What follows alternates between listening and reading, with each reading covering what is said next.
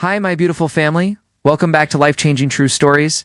Today, I bring you a powerful and deeply loving story. The sky had turned dark gray by 6 in the evening, and Emma Rodriguez could feel the weight of exhaustion settling into her bones. Her first week at Sterling Enterprises had been overwhelming. It's filled with new procedures, unfamiliar faces, and the constant pressure to prove herself worthy of the position. As a data analyst in the finance department, she knew she was lucky to have landed this job. But the reality was far more demanding than she had anticipated. Emma stood at the entrance of the towering glass building. Watching the rain begin to fall in thick, heavy drops, she clutched her worn leather bag closer to her chest, mentally calculating whether she had enough money for a taxi or if she would need to brave the 2 bus transfers.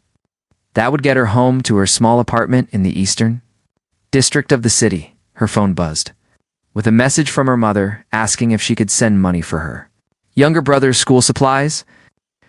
Emma closed her eyes briefly, feeling the familiar knot of responsibility tighten in her stomach.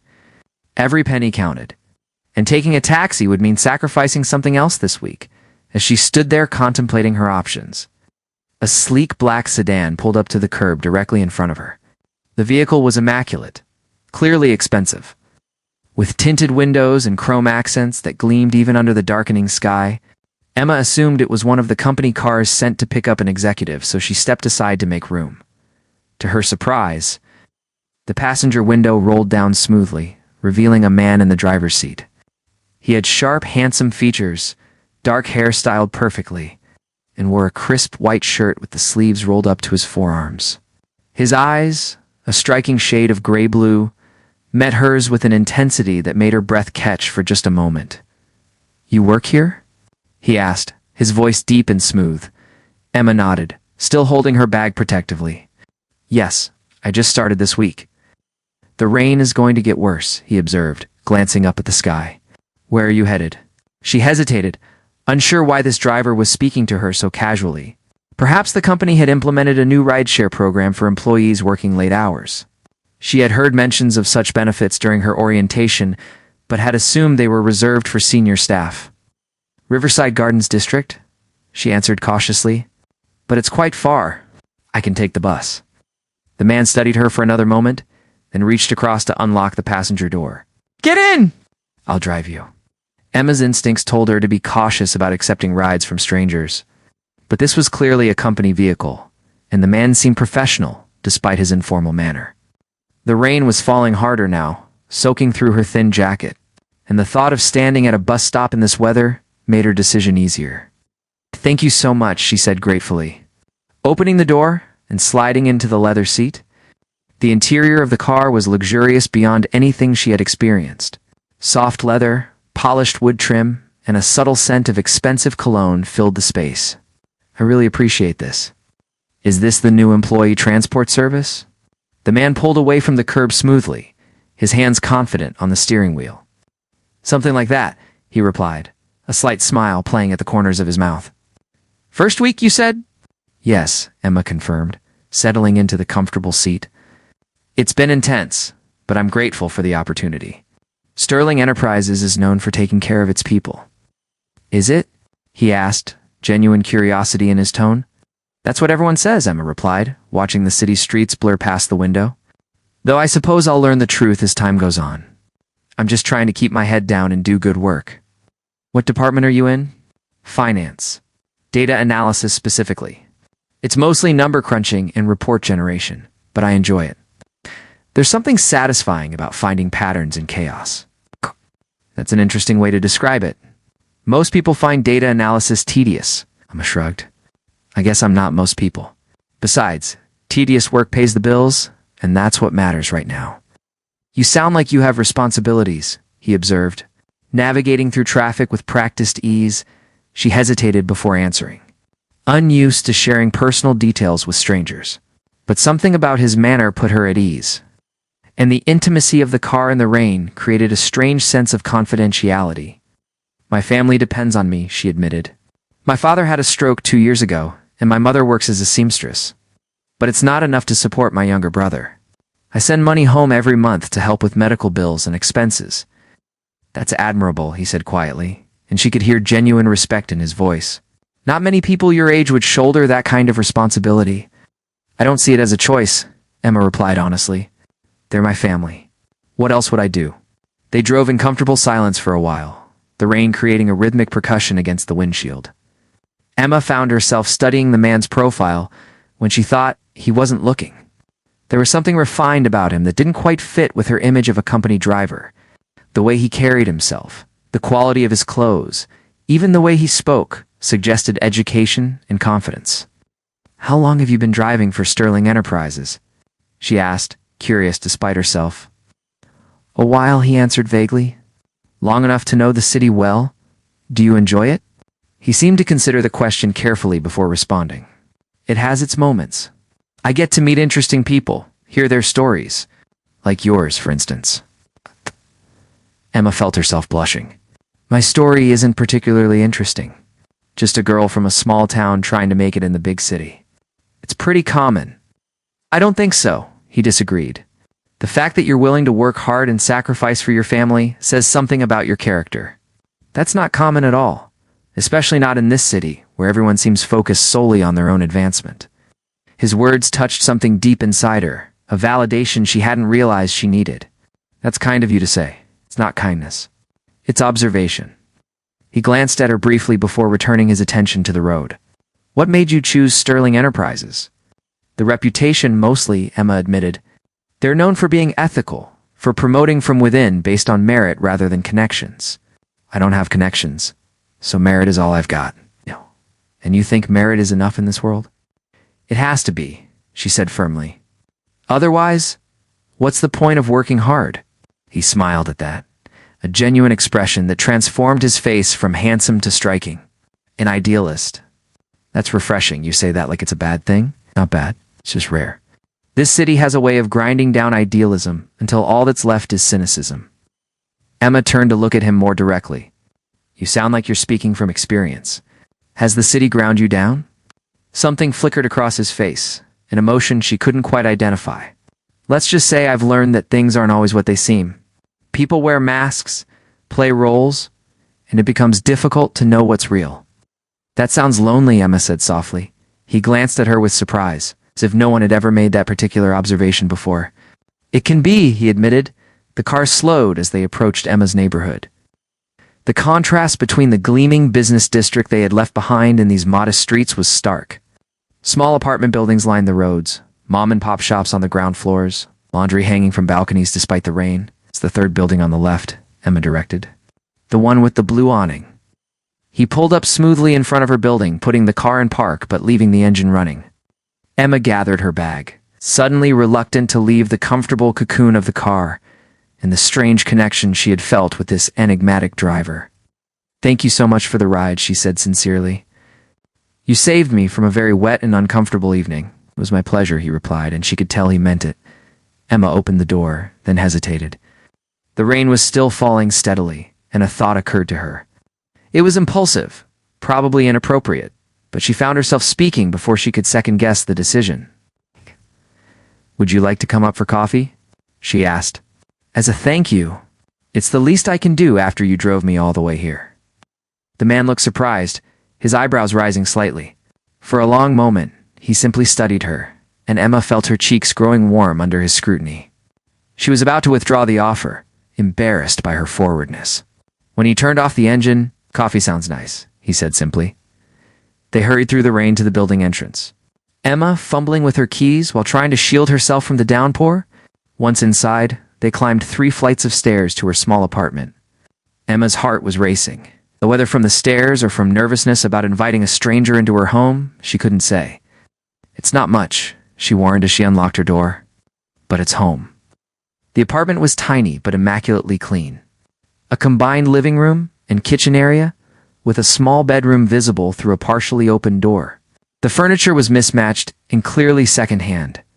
But Emma had tried to make it welcoming with colorful cushions and plants on the windowsill.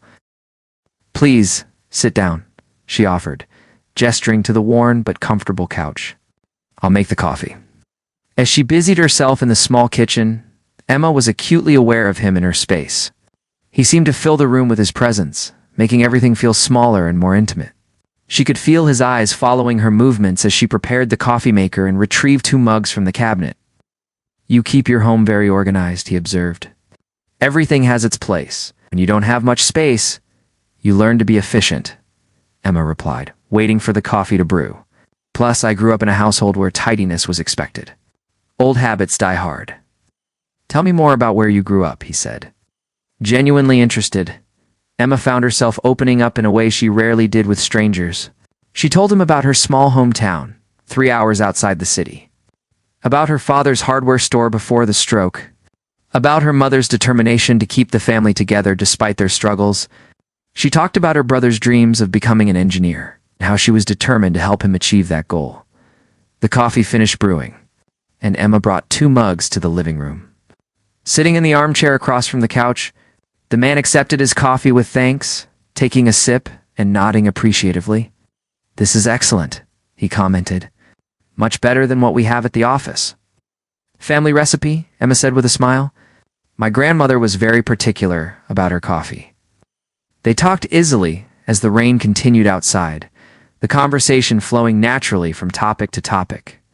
Emma learned that he enjoyed classical music, that he had traveled extensively, that he had a dry sense of humor that made her laugh. What she didn't learn was much about his personal life. Whenever she asked direct questions about his background or family, he deflected smoothly, turning the conversation back to her. "You're very good at that," Emma observed after his third deflection. "Good at what?" "Avoiding personal questions. You've learned quite a bit about me, but I know almost nothing about you." He smiled slightly, acknowledging the truth of her statement. "Old habit. In my line of work, it's better to listen than to talk." "That seems like a lonely way to live," Emma said gently. Echoing her earlier observation, something shifted in his expression, a crack in the controlled facade. "You're very perceptive for someone so young." "I'm 26, Emma protested. "Not that young. She's young enough to still believe the best in people. Young enough to invite a stranger into your home for coffee." "You're not really a stranger," Emma found herself saying. "You work for the same company I do. That creates a connection." He looked at her intently, and Emma felt her breath catch at the intensity in his gaze. There was something happening between them. Something electric and undeniable, despite the vast differences in their circumstances that she assumed existed based on his refined manner and expensive clothes. "Emma," he said, her name sounding different when he spoke it. "There's something I should tell you." Before he could continue, Emma's phone rang. She glanced at the screen and saw her mother's name. "I'm sorry, I need to take this." The call was brief, but concerning. Her brother had fallen during soccer practice and needed to see a doctor. Emma promised to send money first thing in the morning, her mind already calculating which bills she could delay to cover the unexpected expense.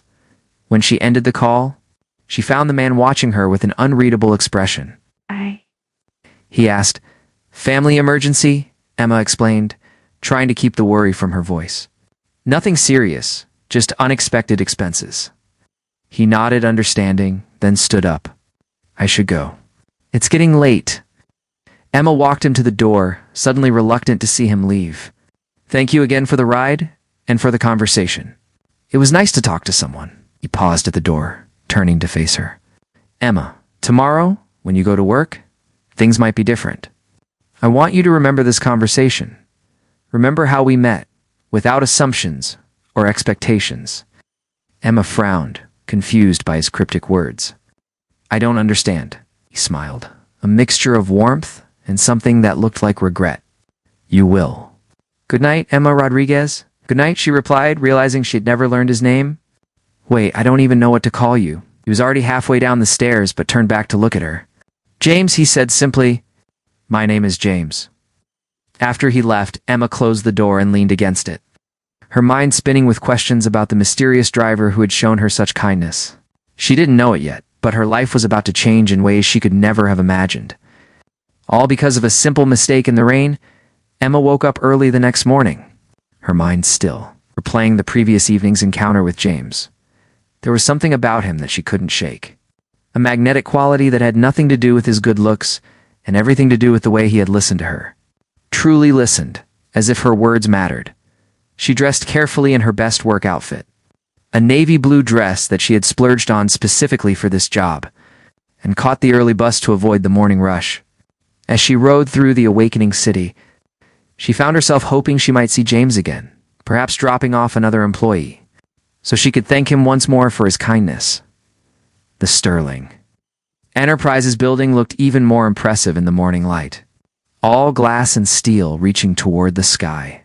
Emma badged in through security and took the elevator to the 15th floor where the finance department was located.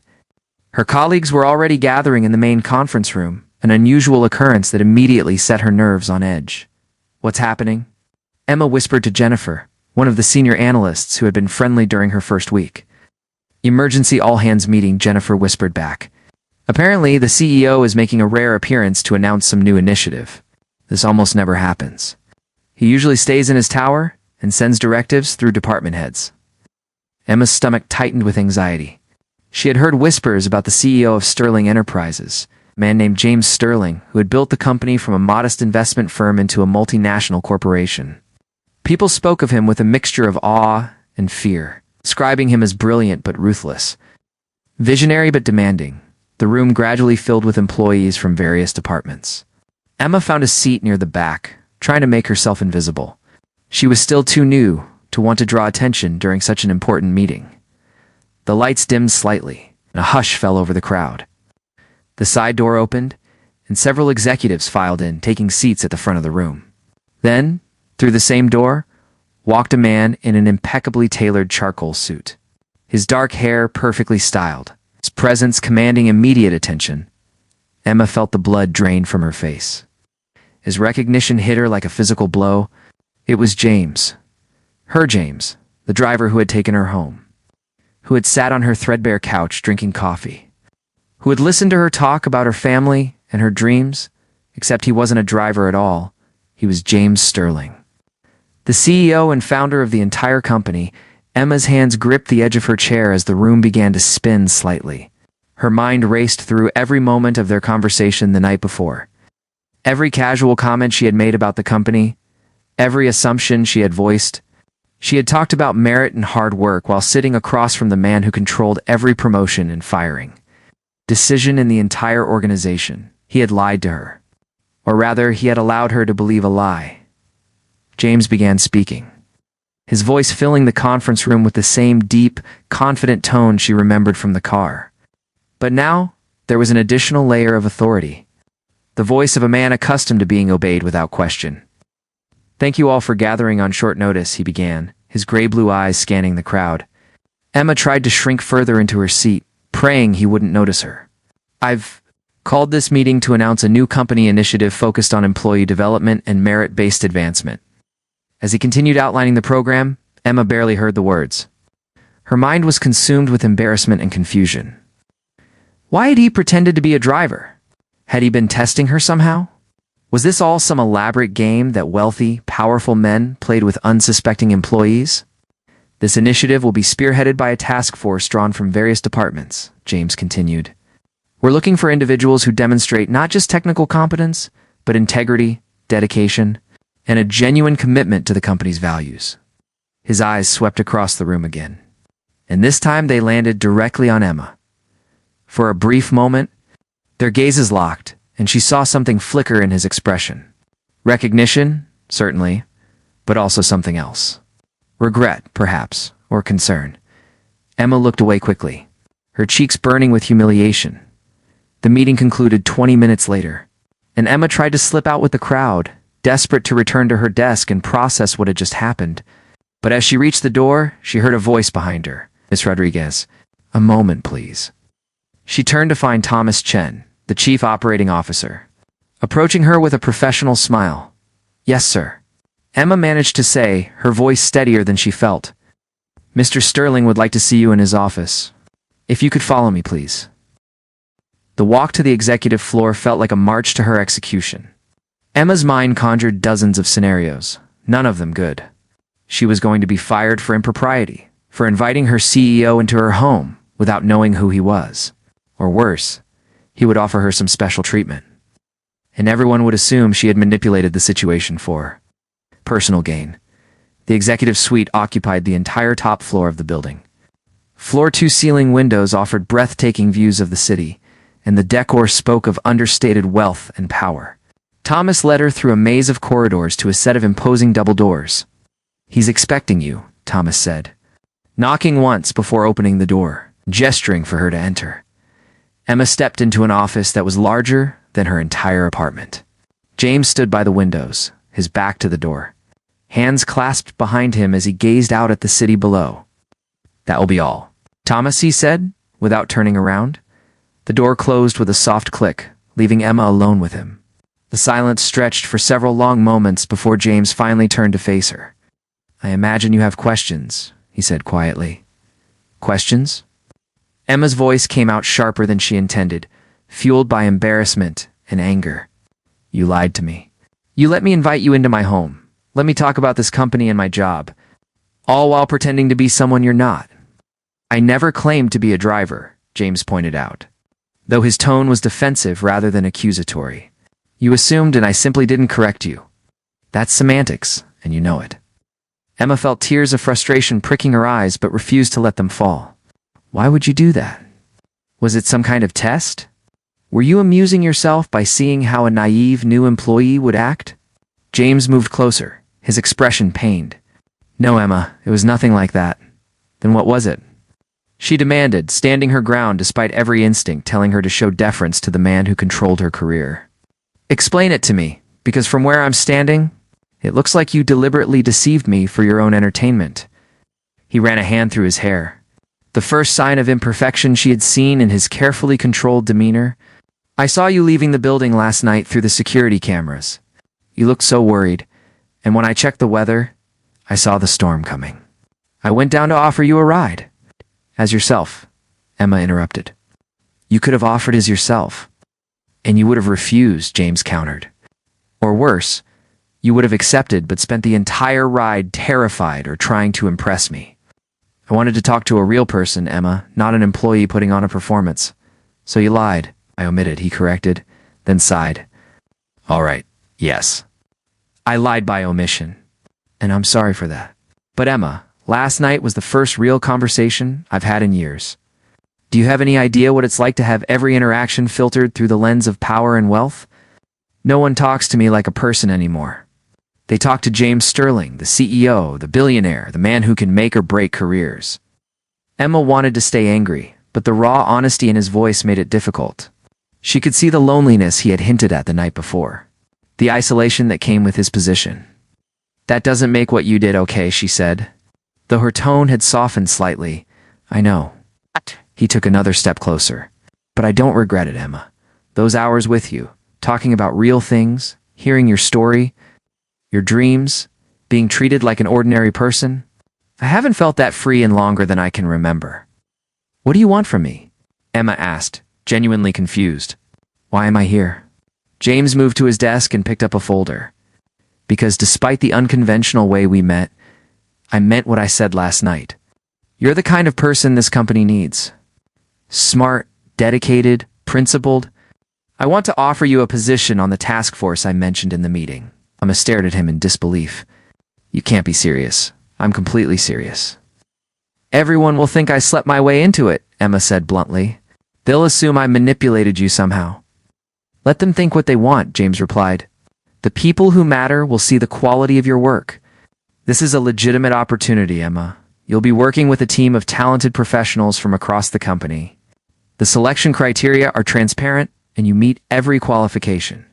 Emma wanted to refuse on principle, but the practical part of her mind was already calculating what this opportunity could mean. A position on a CEO-level task force would be invaluable for her career, not to mention the likely salary increase that would help her family. "I need time to think about it," she said finally. "Fair enough," James agreed. "But Emma, I need you to understand something. What happened last night, the connection we felt, that was real. At least it was for me." Emma's breath caught at the implication in his words. "Mr. Sterling James," he interrupted gently. "When we're alone, please call me James." "James," she corrected, though the name felt strange on her tongue now that she knew who he really was. "This can't happen. Whatever you think you felt, whatever I might have felt, there's too much at stake. You're my boss. More than that, you're everyone's boss." "I know the complications," James said, moving around his desk to stand closer to her. though he maintained a respectful distance.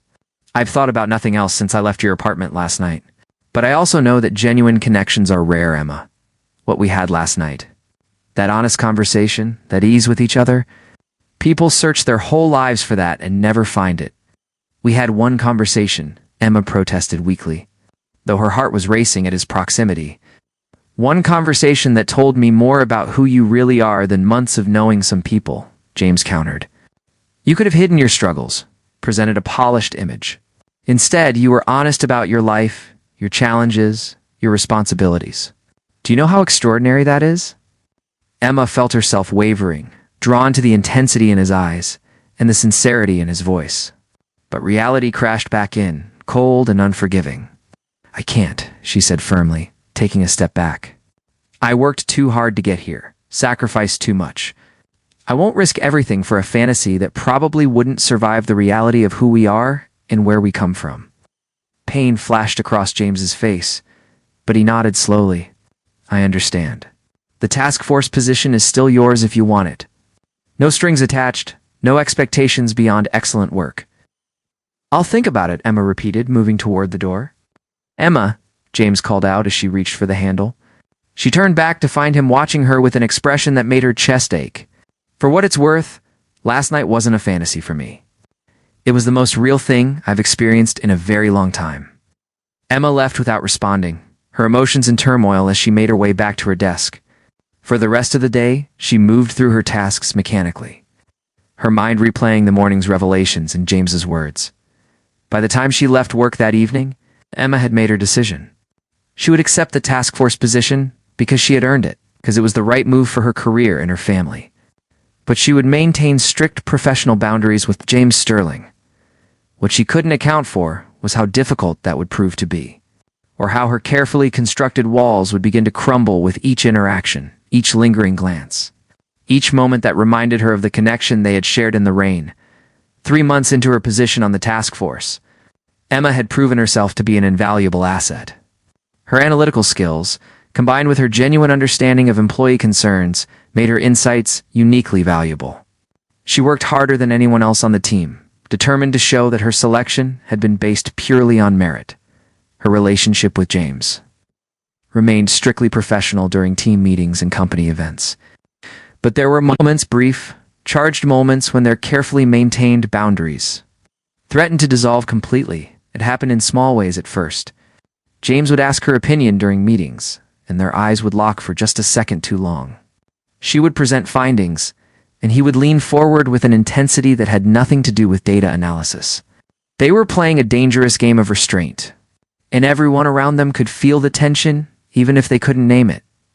The breaking point came on a cold Friday evening when Emma was working late in the task force office. She had sent the rest of the team home hours ago, but she was determined to finish the quarterly report before the weekend.